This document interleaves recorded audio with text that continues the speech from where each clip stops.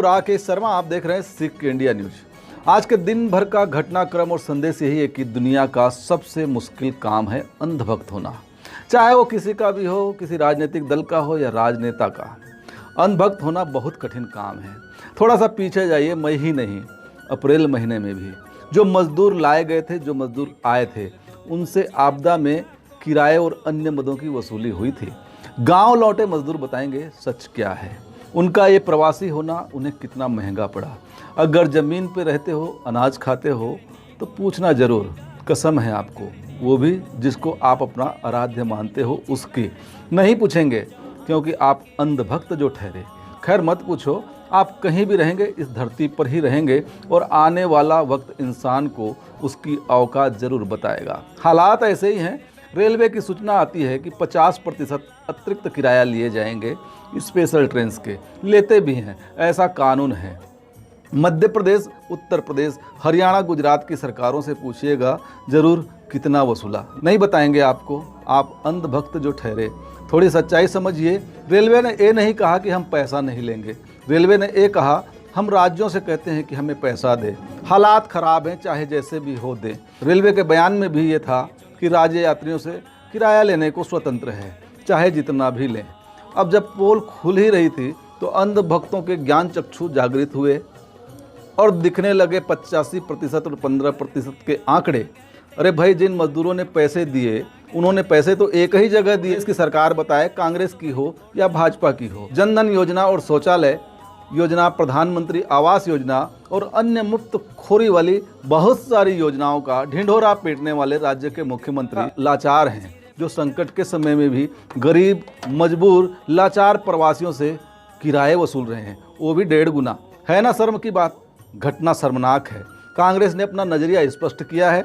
सोनिया गांधी कहती है कि कांग्रेस की प्रदेश इकाइयाँ रेल किराया मजदूरों को दे, सहायता करे। जब अंधभक्त समाज कांग्रेस अध्यक्ष की इस घोषणा से बिलबिला उठे कि कांग्रेस ऐसे कैसे पैसा देगी, अभी 3-4 दिन पहले ही तो अंधभक्तों ने कांग्रेसियों को। एक और घटना शाहीन बाग की, एक प्रोटेस्टर को तिहाड़ जेल में डाल दिया गया, वो प्रेग्नेंट है। भक्तों की मानवीय संवेदनाएं देखिए, मानो तिहाड़ जेल में उनके आराध्य पैदा होने वाले हैं, उस पर भी ये जश्न मना रहे हैं। बच्चा जेल में होगा लेकिन वो कृष्ण कन्हैया नहीं, वो मोहम्मद या अब्दुल होगा। इस पर भी वो न जाने अंधभक्तों को सोशल मीडिया में रोजगार देने कितने घटिया कमेंट्स किए जा रहे हैं, वो तारीफ के काबिल है।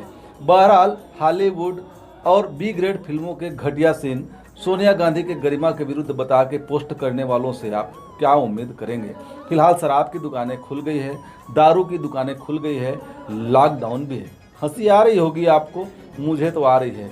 दोनों कैसे होगा? खैर देखो भाई, सरकार की आमदनी नहीं हो रही थी, ये करना बहुत ज़रूरी था, जैसे नमस्ते ट्रंप जरूरी था। अब भले लॉकडाउन और सोशल डिस्टेंसिंग पुलिस वाले देख लेंगे। आनन फानन कई जगह पर शराब दुकानों को अस्थायी तौर पर बंद भी कराया गया। कई जगह जानते हैं पीके मूवी के रीटेक चला रहे हैं, फिरकी ले रहे हैं। देश को प्रयोगशाला समझ रखे, बस इतना ही समझिए।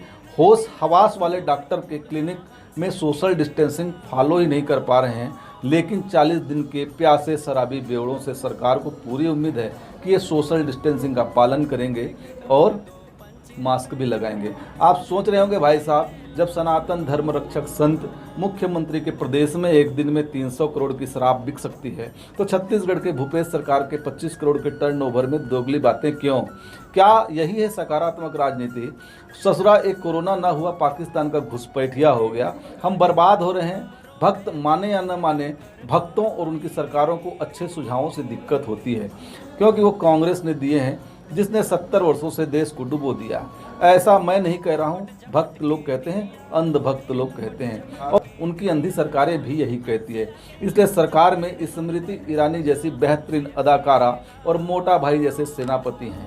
ये सब पढ़े लिखे हैं और कानूनी व्यक्ति हैं, और ये बहुत ही सुलझे हुए और पढ़े हुए लोग हैं। और कानूनी व्यक्ति इनसे बहस करने या सुझाव देने के लिए किस में हिम्मत है? लॉकडाउन में पहले लोग बाहर निकलते थे, कहते थे हम डॉक्टर हैं, इंजीनियर हैं, दूध वाले हैं, सब्जी वाले हैं कहते थे, तो पुलिस वाले जाने देते थे। अब पुलिस वालों की मजबूरी है, आपको कहना पड़ेगा कि मैं बेवड़ा हूँ, मैं शराबी हूँ। आपको एटीएम के केस वैन की तरह प्रोटेक्ट करके पुलिस सुरक्षा में शराब भट्टी तक पहुंचाया जाएगा। बाकायदा पुलिस सुरक्षा आपको पहुंचाएगी, क्योंकि आपका योगदान सरकार के प्रत्यक्ष योगदान में बेहद महत्वपूर्ण है। आपकी पोल पट्टी खुलेगी नहीं और खोलिएगा भी मत, क्योंकि आप सरकार के वित्तीय प्रबंधक जो ठहरे। एक बात और, निजी स्कूलों ने मैसेज भेजना शुरू कर दिया है आपके बच्चों के बकाया फीस के लिए। अब सवाल यह है कि लॉकडाउन में कैसी फीस जमा करने जाएं। सवाल यह है कि पैसा कहां से लाएं। विद्यालय तो मेरा भी है, पर बंद है और बंद ही है। हमें फीस के लिए हुड़दंग मचाते शिक्षा के व्यापारी नहीं दिखेंगे, क्योंकि सरकार में प्रत्यक्ष मिनिस्टर बनकर जो बैठे हुए हैं वो भी कई लोग स्कूल चलाते हैं। तो ये कुछ बीमारियां हैं जिनका खुद को ही इलाज ढूंढना है।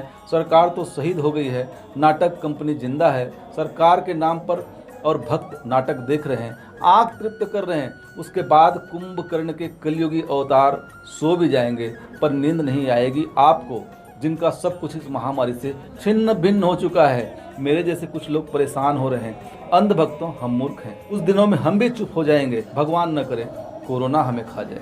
जानते हो, मरने से ज़्यादा जिंदा रहने के लिए जद्दोजहद तकलीफ देती है। इसी जद्दोजहद को आसान करने के लिए हमने सरकार चुनी थी। हमारी जिंदगी तो कट गई। चीन ने पूरे विश्व को काटा ही है। कुछ भी तो नहीं हुआ। सच मानिए, तभी सोच पाएंगे, तभी सो पाएंगे, वरना परेशान तो ट्रम्प चाचा भी है। आप भक्त हैं तो दो पंक्तियाँ आपकी खिदमत में हैं। सब अच्छा है, गाते रहिए, भक्ति अंधी निभाते रहिए, जैसा मन पड़े हड़काते रहिए। अरे यार, आप सरकार हैं तो राशन भले ही न मिल पाए, दवा, शिक्षा, रोजगार मिले न मिले, दारू हर घर पहुंचाते रहिए। जय विश्वगुरु, जय विश्वगुरु, हे भारत माता, ये कैसे तेरे भाग्य विधाता। नमस्कार, जय हिंद, जय भारत, जय छत्तीसगढ़।